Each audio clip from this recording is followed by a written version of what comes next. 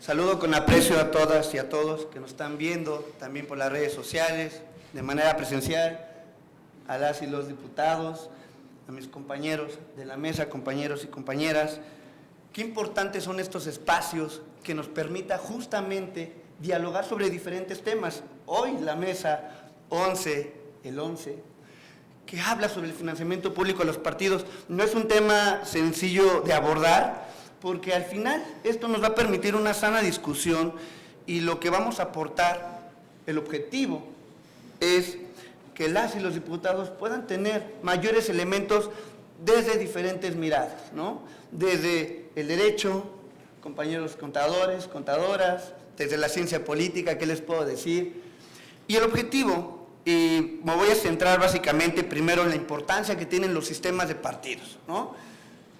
¿Son fundamentales en una democracia los partidos?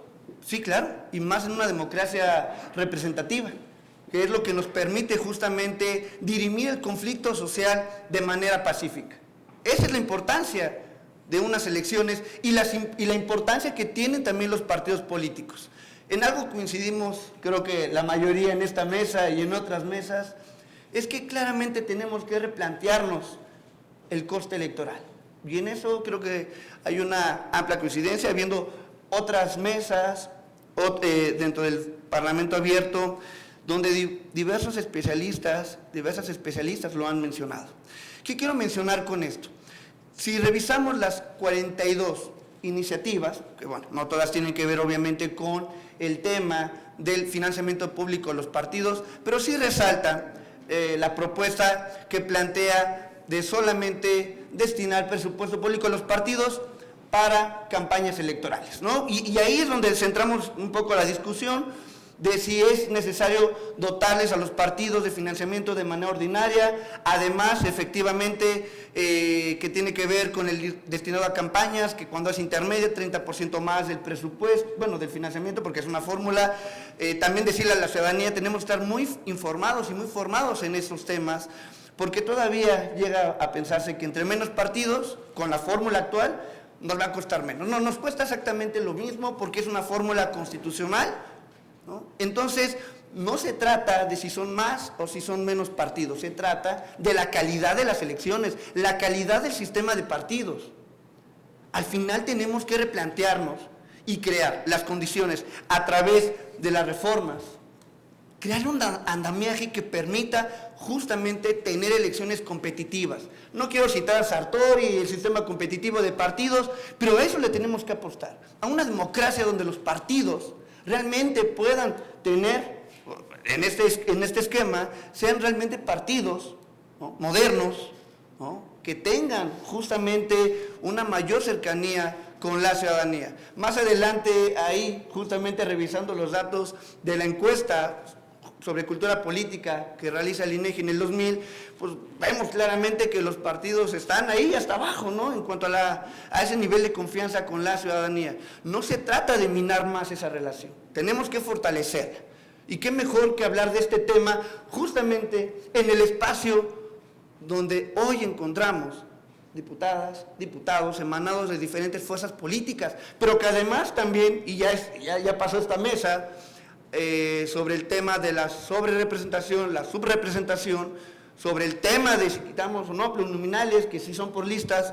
Lo cierto es que tendremos que echar una vuelta al pasado, aunque no nos guste, para ver de dónde venimos, para saber a dónde vamos. Hoy estamos en una oportunidad histórica de contar y crear y fortalecer nuestro sistema electoral. Esa es la realidad. Estamos en un momento histórico que nos permite y que estas mesas nos van a permitir justamente llegar a ese punto. Porque si vemos la función de los partidos, pues los partidos tienen un objetivo muy claro, ¿no?, que es representar una parte de la ciudadanía, a una parte. Sí, por más que en las campañas dicen que nos van a resolver todos los problemas nacionales y que tienen una agenda muy amplia, en realidad, por definición, y en la práctica, los partidos representan un sector de la población. Y de ese sector de la población, una parte son militantes y simpatizantes, ¿no? Otros solamente el día de la jornada electoral votarán por alguna preferencia partidaria. Pero si vemos además lo que está establecido en nuestra Constitución, en las leyes electorales, podemos ver claramente que los partidos tienen como fin promover la participación ciudadana, fortalecer la cultura política.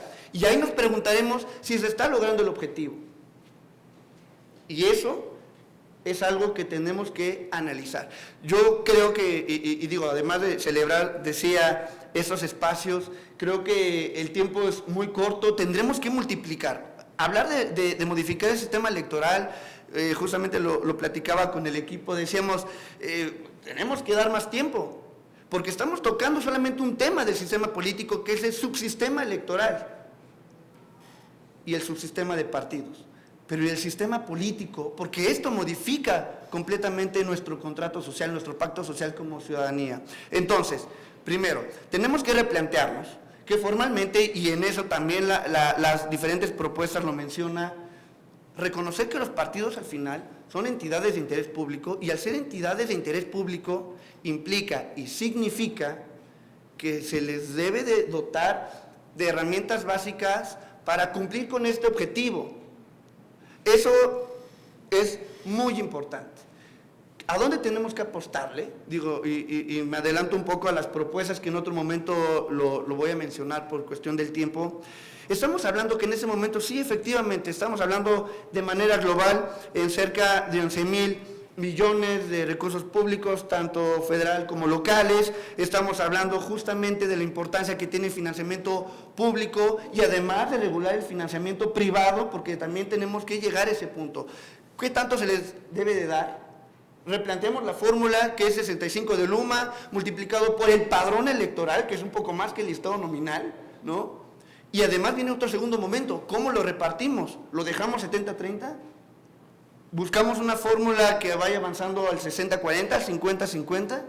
Es decir, si hay mecanismos y hay maneras de construir un piso parejo, porque claramente necesitamos, en una democracia representativa, y eso creo que también hay amplias coincidencias en las diferentes fuerzas políticas aquí en la Cámara de Diputados y Diputadas, que es importante fortalecer nuestra democracia, porque es lo que nos ha permitido hoy tener alternancias a nivel federal, a nivel local, permite la renovación constante de las élites políticas. Ese es un tema muy importante.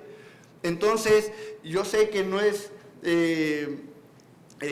¿cómo diríamos?, hablar de los recursos públicos a los partidos como sucede a las diferentes instancias públicas, siempre es un tema como, ¿por qué tanto? ¿Cuánto hay que darles? Habría que realmente ver, analizar qué necesitan para el sostenimiento de actividades ordinarias que permitan competir. Necesitamos un sistema de partidos competitivo y eso no hay vuelta de hoja. Yo muchas veces escribía el tema de que pasamos de una ausencia de partidos. Si revisamos antes de la reforma de 1977, tuvimos una elección de 1976 con una candidatura única y dijimos, eso no puede volver a ocurrir y no debe volver a ocurrir en una democracia, y menos en la nuestra, ¿no? Por eso, decía, pasamos de la ausencia de partidos a una partidocracia, ¿no? Tener partidos políticos muy, muy fuertes, que estaban por encima del subsistema electoral y que tenían el control del sistema político.